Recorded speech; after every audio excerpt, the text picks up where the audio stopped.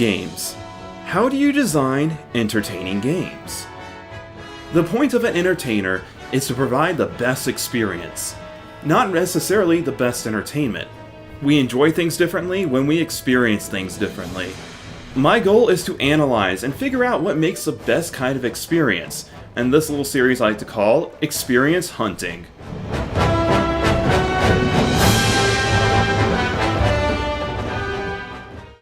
Pokemon was one of the greatest franchises, and is still one of the greatest franchises to this day. Everyone I knew collected the Pokemon cards, watched the Pokemon anime, and most of all, played the Pokemon games. And now that I'm a grown adult, I can look back at all these vivid memories and look at a lot of the things that I kind of just overlooked as I was a kid. People talk about all the stupid stuff they done in Pokemon, but the more I looked at it, it's not just kids being stupid. Mistakes that even adults would have made.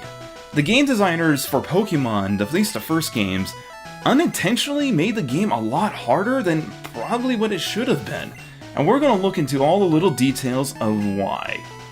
First off, I'm not sure if this is like a silly internet thing, but when I was growing up, I actually never named my rival something weird. And I always named myself after, well, myself. The rival always seemed like Gary to me, but probably because I was such a big fan of the anime, I always just named him Gary. Oh, a little fun fact with this game, you can actually completely walk past your mother without talking to her, and just go on your entire Pokemon journey. Come to think of it, I wonder if you can actually beat the game without ever talking to your own mother. Regardless, I'll go into that later. For now, I don't want to forget that potion that I leave in the PC. If anything, that is how you basically beat Gary, is you must go into the PC and withdraw this item. Otherwise, Gary, from my knowledge, will almost always beat you if he picks the attacking move.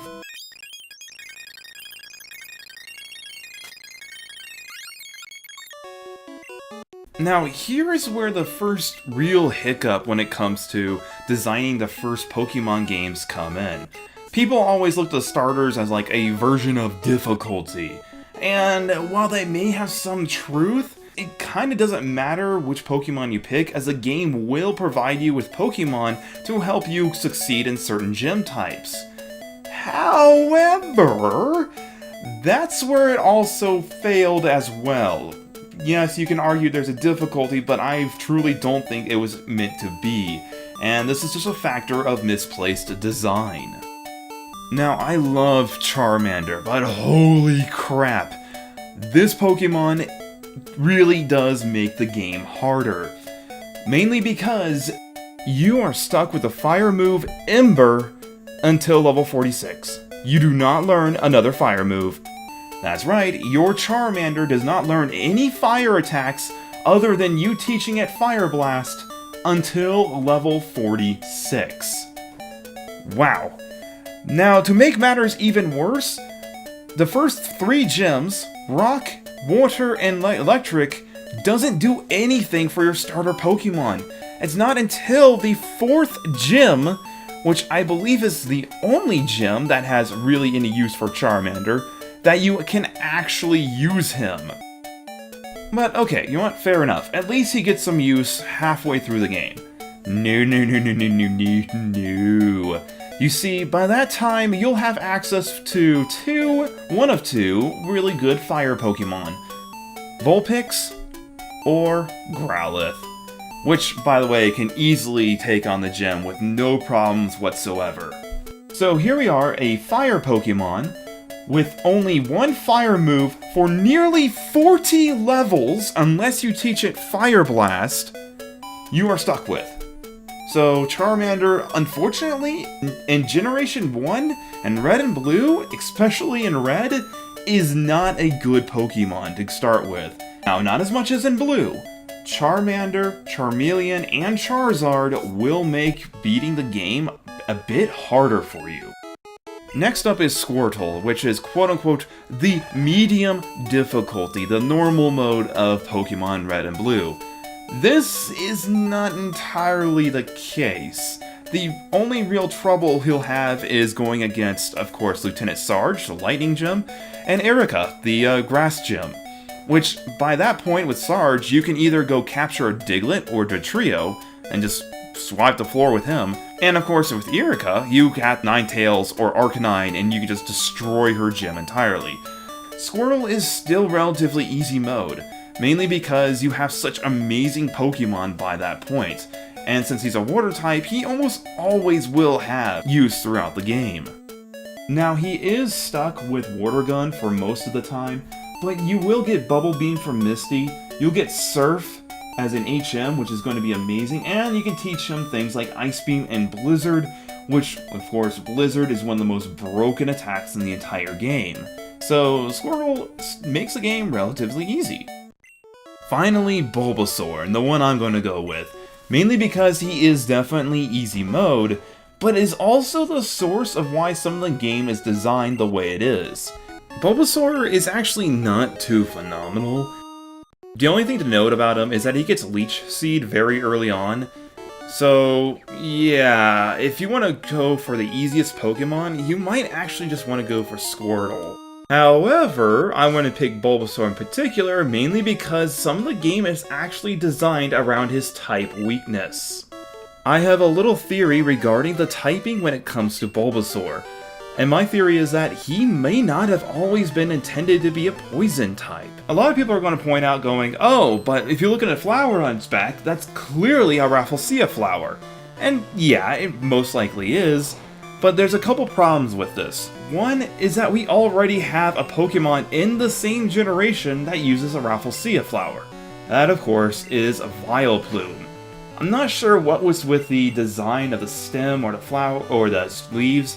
I can't seem to find anything resembling it online. Secondly, another reason why I think it became a poison type was because of Viridian Forest, particularly with the one Pokemon called Weedle.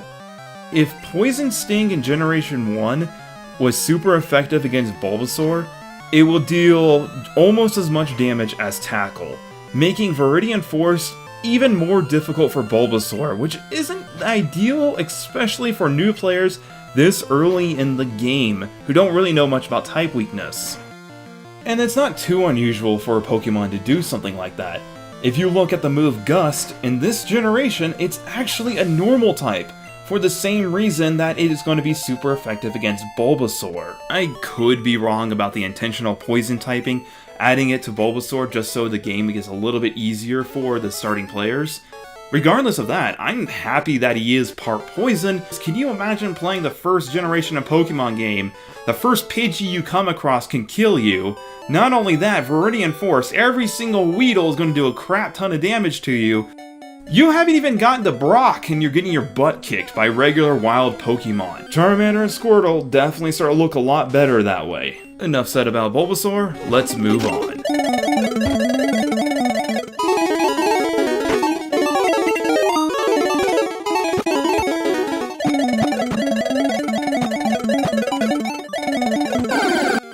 Here we go, finally! The first mistake every kid made while playing this game. Every single one of us made this mistake right here, and that is raising a Pidgey. In Generation 1, Pidgey, Pidgeotto, and Pidgeot are some of the worst flying-type Pokemon in the game. You would be so much better raising a Butterfree than you ever would a Pidgey. Now, Pidgeot does have decent stats, but do you know what it learns when it levels up? It learns a grand total of 3 attacks. Gust, Quick Attack, and Wing Attack. And bear in mind, Wing Attack is a flying type move, the only one it learns, and it has the same power as Tackle. And you learn it at level 31. This choice definitely makes the game unintentionally a lot harder when a lot of people's second Pokemon is pretty damn terrible. If you want a flying type Pokemon, there's actually one that's right around the corner, has a low encounter rate, and it's called Spearow. At level 1, it learns Peck, which has the same damage as Wing Attack, and it gets it at level 1! I don't know what the designers were thinking, but they also gave Spearow Drill Peck, a much stronger flying type move. It's even more powerful than Fly. This definitely makes the beginning of the game a lot harder than it should be, just because you decide to raise a Pidgey. This wouldn't be entirely the case if Gust was a flying type attack instead of normal. I can understand why the designers did it, but once again, this makes the game a bit harder, much harder than it should have been. If Pidgey learned Peck just a little bit later when leveling up, Pidgey would not be that bad. You know, come to think of it, I should stop using the word harder. Probably a better word would be like maybe unintentionally harder, or unintentional difficulty. Because essentially the Pokemon games aren't that hard, even this far back. You can pretty much just over-level yourself and beat the game. I may be complaining a lot about the game design, but this is essentially the beginning of the game. They can definitely have a lot of improvements. Despite being the very first games in the series, where the developers were just making it for the sake of making it at this point, there is actually a lot of great things about this game's design that I'm gonna highlight throughout my playthrough. If you liked my video, hey, give it a subscribe. What I'm planning to do is do an entire playthrough while pointing out some faults as well as some good things when it comes to this game's design. You'd be surprised of how many things that get overlooked when it comes to this game. Even though it's so old, it still has some great treasures. Thanks for watching!